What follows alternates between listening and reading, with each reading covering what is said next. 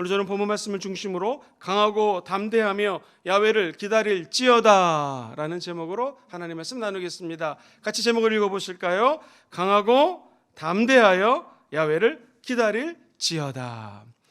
우리 인생은 기다림의 연속입니다. 농부들이 봄에 땅에다가 씨앗을 심습니다. 도대체 이게 언제 자라나? 예를 들면 벼 같은 입장에서는 6월, 7월 되면은 한참 자라납니다. 청년이 혈기왕성한 것처럼 머리를 곧게 세우고 자라납니다. 이제 내가 다 자랐으니 나를 좀 거둬주세요 했을 때 주인이 기다리지 않고 거둔다면 우리가 어떻게 쌀을 먹을 수 있겠습니까?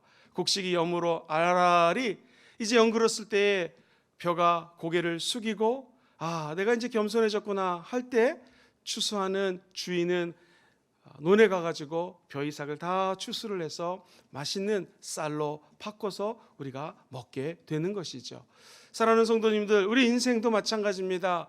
내가 될 수 있습니다, 할 수 있습니다 할 때 하나님께서 우리를 꺾으실 때가 있습니다. 모세가 그랬습니다. 모세가 자기 힘으로 이스라엘 백성들을 출애굽하고자 했지만 하나님은 기다리라, 아직 때가 아니라고 말씀하십니다. 결국 그는 인생 40년을 자기 힘으로 높은 곳에서 이제 내 뜻대로 될 것이라 생각했는데 아니었습니다. 하나님은 40년 동안 광야에서 철두철미하게 이스라엘 백성들을 출애굽시키고 난 다음에 광야 생활이 어떤 건지를 학습시키십니다. 연습시키십니다. 기다리게 하십니다. 그리고 난 다음 모세가 드디어 이스라엘 백성들을 출애굽시킬 수가 있었던 것이죠.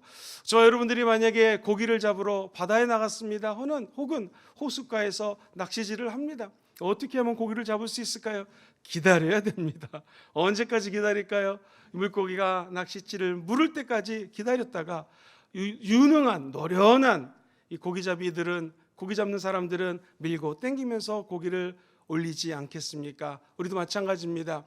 우리 인생이 우리 힘대로 되지 않고 내 뜻대로 되지 않을 때 하나님은 말씀하십니다. 너는 야훼를 기다릴지어다. 강하고 담대하며 야훼를 기다릴지어다. 기다리면 하나님의 때에 은혜와 응답이 내려지게 될 줄 믿습니다. 오늘 읽었던 시편 27편 말씀은 우리가 흔히 비탄시라고 얘기합니다. 목사님, 비탄시가 무엇입니까? 비탄시는요, 인생에 지금 위급한 일이 생겼습니다. 너무 위급해가지고 어찌할 바를 모를 때 하나님, 이 위기 상황 속에서 저를 좀 도와주세요, 좀 구출해 주세요 라고 할 때 쓴 글을 우리는 비탄시라고 이야기를 합니다. 오늘 2절의 앞부분을 보니 악인들이 내 살을 먹으려고 내게로 왔습니다. 아니, 지금 상황이 사자나 이런 아주 맹수들이 내 살을 뜯어먹으려고 내 앞에 왔습니다 라고 고백을 합니다. 이 3절에서는 한 걸음 더 나가 군대가 나를 대적하여 진을 치고 있습니다. 너무나 위급한 상황입니다. 이길래야 이길 수가 없습니다. 적군들을 좀 보세요. 공격하려고 다 ready go 하고 있는 상황입니다. 어떻게 하면 좋겠습니까?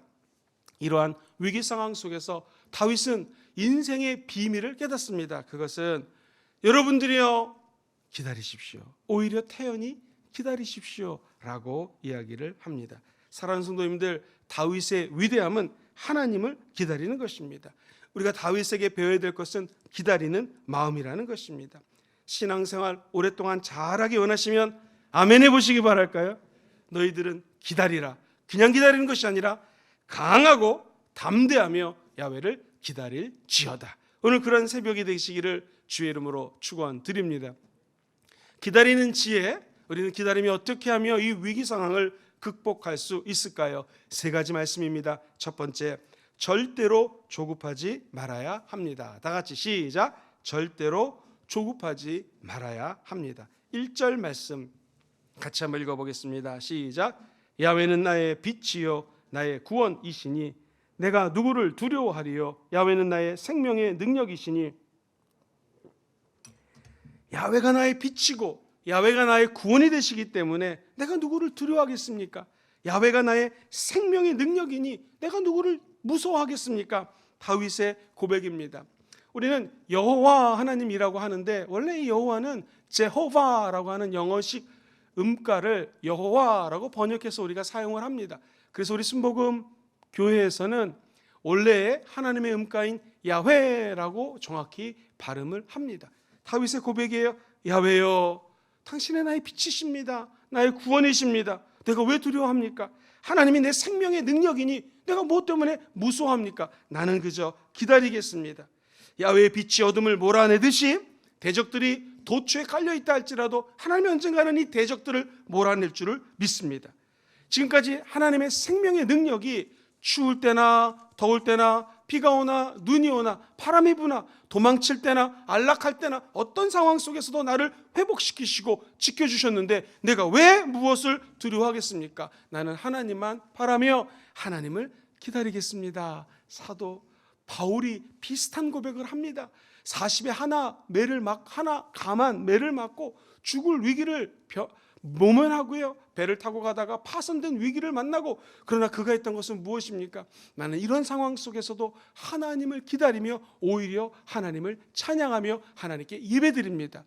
그렇게 예배하며 기다릴 때 하나님은 언제나 나를 수렁에서 건져 주셨다라는 것입니다. 그런데 저와 모든 사람들은 안타깝게도 경거망동할 때도 많습니다. 사태를 그르칠 때도 많습니다.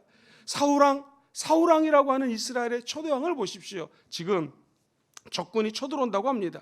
블레셋과 드디어 첫 번째 전투를 하게 되었습니다. 그동안 갈고 닦은 기량과 실력과 그동안 훈련시켰던 수많은 군사들이 있기 때문에 이거 나가서 싸우면 승산이 있다라고 생각을 했습니다. 이제 전쟁에 나가기 전에 사무엘상 13장 보면 블레셋이 이스라엘을 치려고 믹막스라고 하는 곳에 진을 쳤는데 숫자가 엄청났습니다. 자, 출전을 해야 되는데 문제는 예배를 드려야 돼요. 제사를 드려야 되는데 이게 웬일입니까? 영적인 지도자 사무엘이 아직 오지 않는 것입니다. 마음이 조급해졌습니다. 사무엘도 기름 부은 자요, 나도 기름 부은 자인데 내가 예배를 드리자라고 하면서 그만 제사를 올려드리게 됩니다. 그때 성경은 이렇게 기록합니다. 사무엘상 13장 13절 14절에 보니 왕이 망령되게 행하셨습니다. 왕이 하나님 야훼께서 왕에게 내리신 명령을 지키지 아니했습니다. 지금은 왕의 나라가 길지 못할 것입니다. 경거망동했다가 결국 그는 조급했고 기다리지 못하고 실패하게 되었습니다. 사랑하는 성도님들, 결국 사울왕은 더 이상 자기 왕조를 이루지 못하고 다윗 왕에게 왕위를 넘겨야 됐습니다. 사실 말씀을 준비하면서 저나 우리 한국 사람들의 특징은 모든 게 빨리빨리입니다. 운전을 하다가도 빨리 가야 되고요, 모든 일이 빨리 진행이 돼야 됩니다. 마치 자동차들이 100m 달리기 하듯이 신호가 탁 들어오면 슉 하는 것이 우리나라 사람들의 성향 아닙니까? 실제로 배재대학교 한 교수는 우리나라 70% 이상이 조급증에 시달리고 있다라고 조사 결과를 발표했습니다. 정신적인 결함이라고까지 이야기를 합니다. 자기를 지속적으로 압박하는 거예요. 이 경쟁사회에서 1등 해야 된다, 대학에 들어가려면 몇 등 안에 들어야 된다, 서로가 압박하고 푸시를 하니 부모도 자식도 회사도 심지어 교회도 모든 것들이 전력 투구를 해야 되고 경쟁 구도로 돌아가는 것이죠. 그래서 학생들이 너무나 힘들 때 아파트 옥상에 올라가서 자기의 삶을 끊으려고 하는 사람들도 있습니다. 직장에서 승진을 해야 되는데 밀린 사람들이 자살을 시도하는 등 극단적인 행위를 하는 이유는 우리 한국 사람들 마음속에는 조급증이 있다라는 거예요. 그런데 우리가 예수 믿는 이유는 무엇입니까? 하나님 말씀하세요. 이렇게 힘들고 어려운 상황일지라도 너희들은 조급하지 말고 강하고 담대하며 야훼를 기다릴지어다. 기다리면 야훼 하나님이 해결해 주십니다. 이스라엘 백성들이 마음 같아서는 적과 꿀은 땅에 빨리 가고 싶은데 낮에는 밤에는 불기둥과 낮에는 구름기둥만 따라가야 됩니다. 천천히 하나님의 인도함을 받는 것을 연습하고 훈련합니다. 그리고 결국에는 40년이 지나자 하나님의 때에 적과 꿀이는 가나안 땅에 들어갈 수가 있었습니다. 우리도 어떤 일을 할 때 막히면 돌아가면 됩니다. 안 되면 기다리면 됩니다. 하나님은 저와 여러분들을 절대로 버리지 않습니다. 함께하여 주실 것입니다. 두 번째로 우리가 이 위급 상황 속에 어떻게 돌파할 수 있을까요? 우리는 기다리며 어떻게 해야 됩니까? 두 번째, 철저히 하나님을 믿어야 합니다. 시작. 철저히 하나님을 믿어야 합니다. 본문 3절 말씀을 같이 한번 읽어보십시오. 이 다윗의 태도가 정말 놀랍습니다. 시작. 군대가 나를 대적하여 진칠지라도 내 마음이 두렵지 아니하며 전쟁이 일어나 나를 치료할지라도 나는 여전히 태어납니다. 공격 나팔이 불립니다. 뿡! 북이 쿵쿵쿵쿵 울립니다. 전투다! 그런데 다윗은 태어날 수 있다고 얘기합니다. 이 보통 신앙이 아닙니다. 도대체 이 다윗은 어떻게 이게 가능합니까? 지금 조급해서 힘들어서 일을 해야 되는데 이게 어떻게 그럴 수 있겠습니까? 자, 다윗은 자기의 삶을 돌이켜봤을 때에 지금 거대한 골리앗이 내 앞에 있습니다. 그래서 생각해 보니까 이 골리앗을 무너뜨렸던 것은 내가 아니라는 것이죠. 조그만 17살짜리 소년이 어찌 그 골리앗을 평생 전쟁터에서 갈고 닦은 실력이 있는 그 골리앗을 싸워 이길 수 있겠습니까? 생각해 보니 그때 하나님이 함께 하셨기 때문에 내가 골리앗을 쓰러뜨렸던 것을 기억하는 것입니다. 사울 왕에게 쫓겨 10년 동안 도망 다닙니다. 얼마나 고통과 어려움이 있었습니까? 그럼에도 불구하고 가만히 생각해 보니 10년 동안 날 지켜주신 것은 하나님이었다라는 것입니다. 왕이 되었습니다. 드디어 전쟁에 나갑니다. 승전하며 늘 이깁니다. 이게 도대체 어떻게 된 건가? 가만히 생각해 보니 하나님을 중심에 두고 하나님만 믿고 나가면 하나님이 해결해 주셨다라는 것이죠. 그래서 그가 고백하는 것은 아무리 대적이 진을 치고 전쟁이 일어나서 나를 치라고 할지라도 나는 오히려 여전히 태어납니다.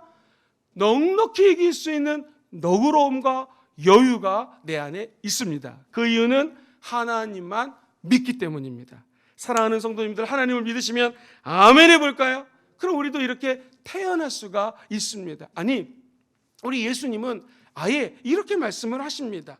사람들이 배를 타고 가는데 큰 배가 물결에 덮이게 되었습니다. 태풍 같은 것이 찾아왔어요. 야, 이제 우리 배에서 죽는가 보다 했을 때 우리 예수님 말씀 들어보십시오. 마태복음 8장 24절에 바다에 큰 노래 일어나 배가 물결에 덮이게 되었는데 예수께서는 주무시는지나 태연히 주무셨습니다. 그 제자들이 나와 깨우며 주여 구원해 주세요. 우리가 이거 죽을 것 같습니다. 태풍이 왔습니다. 예수께서 이르시되 어찌하여 무서워하느냐?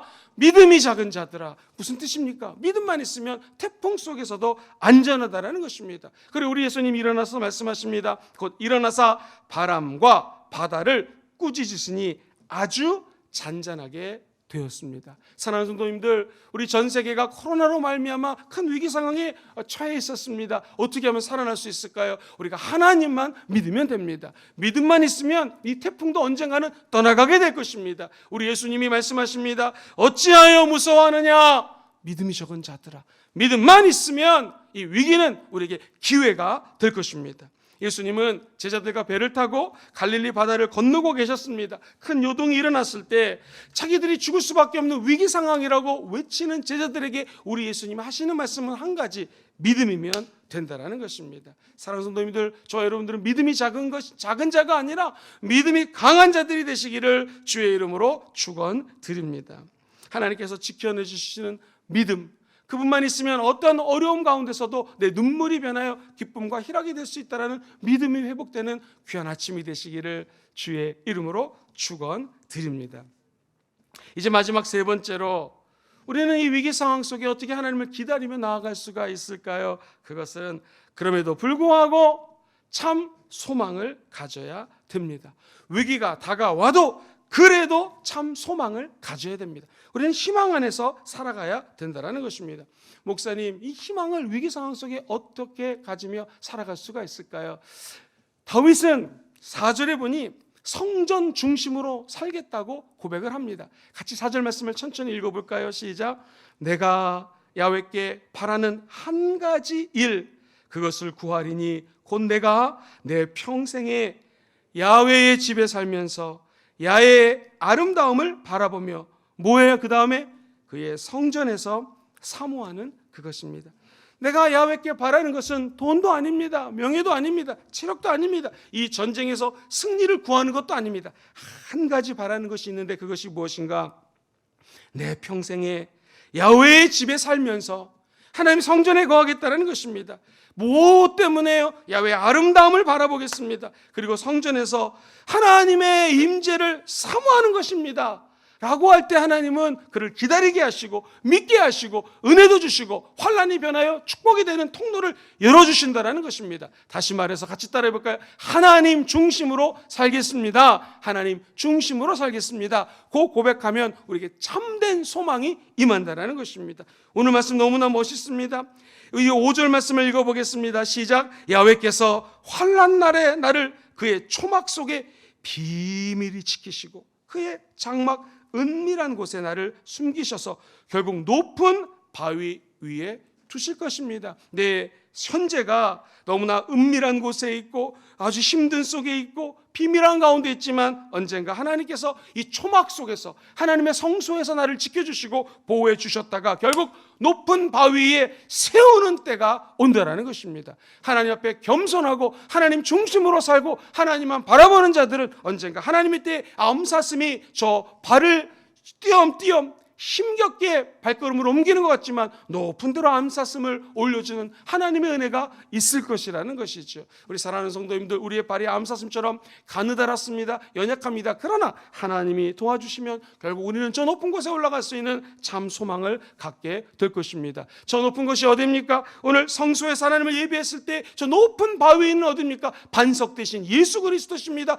교회는 예수 그리스도가 반석으로 내 모퉁이 돌이 되십니다. 그리고 교회의 중심이 되십니다. 교회 머릿돌이 되십니다. 이 높은 곳은 바로 성전을 사모하라는 것이죠. 예배를 사모하라는 것입니다. 그런 자들에게는 기다림이 외롭지 않고 참된 천국의 소망을 부여잡고 달려갈 것이다 하는 것이 다윗의 고백입니다. 오늘 마지막으로 6절 말씀에 예배 중심의 삶이 얼마나 아름다운지 다윗은 이렇게 고백하지요. 우리 참된 소망은 예배를 드릴 때 희망으로 바뀔 수 있다는 것이에요. 같이 6절을 읽어봅니다. 시작. 이제 내 머리가 나를 둘러싼 내 원수 위에 들리리니 내가 그의 장막에서 즐거운 제사를 드리겠고 노래하며 야훼를 찬송하리로다. 할렐루야. 오늘 이 은혜가 우리 삶에 그대로 임하게 되기를 주의 이름으로 축원드립니다. 기다림은 지루하고 힘든 일입니다. 그러나 그가 이 기다림 가운데 참된 소망을 발견할 수 있었던 것은 하나님이 이 원수들을 물질러 주시고 내가 오히려 하나님의 성소에서 장막에서 즐거운 제사를 드리겠습니다. 즐겁게 예배드리겠습니다. 그리고 노래하며 야훼를 찬송하겠습니다. 오늘 이런 고백이 우리 사랑하는 성도님들 영혼 속에 깊이 임하게 되시기를 주의 이름으로 축원드립니다. 저 천국의 영원한 소망, 결국 하나님 중심으로 하나님께 예배드릴 때 우리 마음속에 희망으로 자리매김할 지어다. 오늘 세 가지 말씀을 정리하겠습니다. 너희는 강하고 담대하며 하나님을 기다릴 지어다 말씀하십니다. 어떻게 기다려야 될까요? 첫 번째, 절대로 조급하지 말아야 됩니다. 시작. 절대로 조급하지 말아야 됩니다. 두 번째, 철저히 하나님을 믿어야 합니다. 시작. 철저히 하나님을 믿어야 합니다. 마지막 세 번째, 그래도 참 소망을 가져야 합니다. 그래도 참 소망을 가져야 합니다. 어떻게 해요? 성수에서 뭐 할 때? 예배 드릴 때 하나님의 영광이 임하게 될 줄 믿습니다.